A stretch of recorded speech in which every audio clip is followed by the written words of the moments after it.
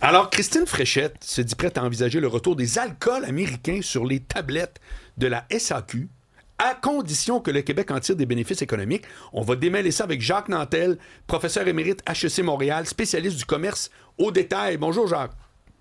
Bonjour, Marc. Bonjour, Isabelle. Bonjour. Très bien, merci. Quel décor! Je dois absolument commencer par ça.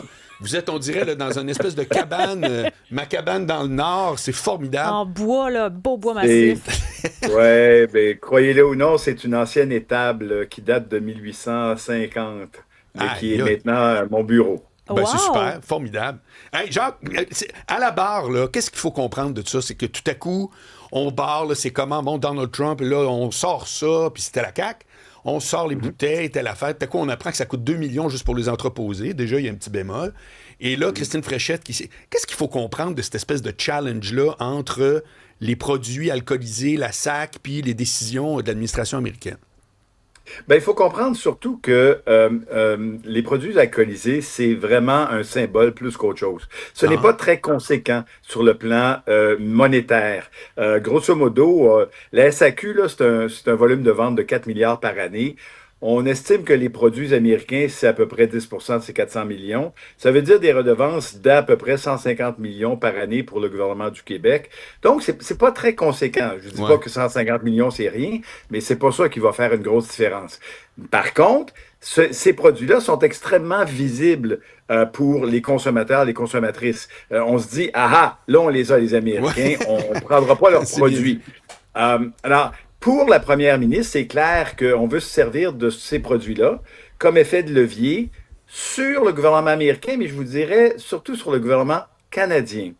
Parce que il y a sur la table des enjeux beaucoup plus conséquents pour le Québec, l'acier, l'aluminium, les produits laitiers, évidemment, la gestion de l'offre.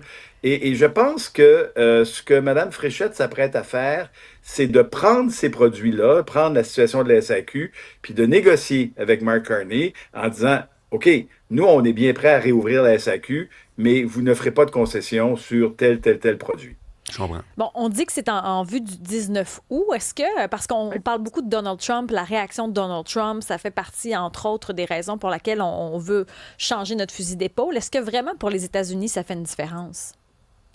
Oui, la réponse est oui. Parce qu'évidemment, la demande, elle n'est pas que pour le Québec et pour l'ensemble du Canada. Donc, quand je vous disais que c'est à peu près 1,5 milliard de ventes, et c'est mon estimation, mais c'est à peu près ça. Pas 1,5, pardon, 150 millions de ventes par année. Pour l'ensemble du Canada, c'est beaucoup plus, c'est pratiquement un demi-milliard.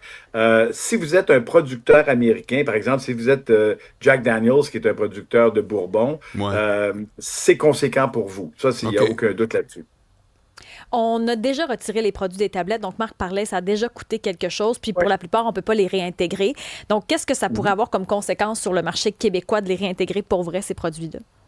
Ben, c'est une bonne question. La première conséquence, malheureusement, ça va être de tasser certains produits québécois qui avaient trouvé leur place sur nos tablettes. Parce qu'on fait ici d'excellentes vodka, d'excellents gins. On fait de très bons vins blancs, notamment. Alors, les Québécois ont commencé à découvrir leurs propres produits. Certains d'entre eux vont se dire, ben moi, je suis très confortable, puis ça me fait plaisir de ne plus acheter de produits américains. Mais évidemment, de réintégrer les produits américains, ça veut vouloir dire de retasser un peu les produits québécois. Est-ce qu'en réintégrant les produits américains, on pourrait jouer sur le prix, par exemple, pour être dissuasif? Si nous, on pourrait jouer sur le prix de nos produits, vous voulez dire? Oui, bien sûr, on pourrait le faire. On pourrait le faire maintenant. Pour certains produits, il y a une question d'économie d'échelle. Alors, si par définition, on ne produit pas de bourbon ici, on peut produire des whiskies de type rye.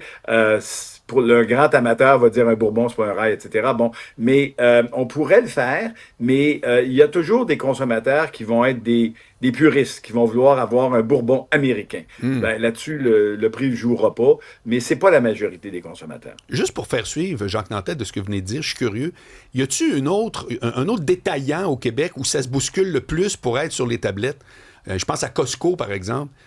on a toujours l'impression que c'est une bagarre de tous les instants pour que tout le monde a sa place dans les SAQ, québécois ou ailleurs dans le monde. Parce que c'est un gros client, là, quand même. On m'a dit que c'était un des gros clients, là, quand même, international. Là. Quand la SAQ appelle à quelque part, la secrétaire, elle passe l'appel au boss. Là. Ça fait vous avez tout à fait raison. Y a-tu d'autres détaillants qui ont cette espèce de chicane-là pour pouvoir y entrer égal à SAQ? Ben, c'est-à-dire que, ce sont des bonnes questions. Juste pour revenir sur la SAQ, vous avez tout à fait raison. Le marché des produits alcoolisés sur le plan mondial, c'est extrêmement atomisé. Il n'y a pas de très, très gros joueurs, mais parmi les très, très gros joueurs, si tant est qu'il y en ait, la SAQ en est un de calibre mondial. Ça, il n'y a pas de doute. Le fait, évidemment, que ce soit un monopole d'État, ça concourt à ça. Maintenant, cette espèce de frottement d'épaule pour se faire de l'espace sur la tablette, c'est la base du commerce de détail. Tout tourne autour de ça, soit acheter de l'espace tablette, soit donner des rabais pour avoir de l'espace tablette, soit avoir une marque qui est tellement forte que, c'est le détaillant qui va nous courir après. C'est vrai pour Costco, c'est vrai pour Walmart, c'est vrai pour tout le monde. La seule chose qui vient vraiment aider les manufacturiers québécois, outre le fait que dans certains cas, ils font des produits vraiment de très grande qualité, c'est la proximité. C'est qu'il faut comprendre que certains produits voyagent très mal. Ça coûte cher faire voyager une bouteille de vin, à moins que le vin soit incroyablement bon.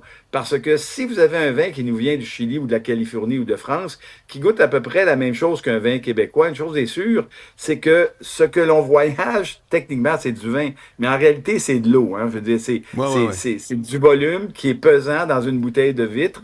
Tout ça coûte cher. Alors, ça donne évidemment un avantage concurrentiel aux producteurs québécois, ne serait-ce qu'au niveau de la logistique et du prix. Est-ce que ça peut vraiment servir de levier pour le Canada? Là, c'est ça que vous nous mentionniez au début de l'entrevue. Est-ce que vraiment, de réintégrer les produits, on sera capable d'avoir la monnaie de notre pièce finalement, puis d'avoir des arguments qui vont faire le poids? C'est un levier, ça, il n'y a pas de doute. Pour les Américains, c'est symbolique. Pour nous, c'est symbolique. Donc, dans des négociations comme celle-là, les symboles jouent beaucoup. Maintenant, sur le plan économique, est-ce que c'est ça qui va bouleverser les relations? C'est sûr que c'est une goutte d'eau ou une goutte de scotch, si on veut, par rapport au marché de l'automobile. C'est clair. Merci beaucoup, Jacques Nantel, professeur émérite HEC Montréal, spécialiste du commerce de détail. Reparlons-nous, c'était très éclairant. Très bien. Merci beaucoup. Merci à vous. Salut. Au revoir. Salut.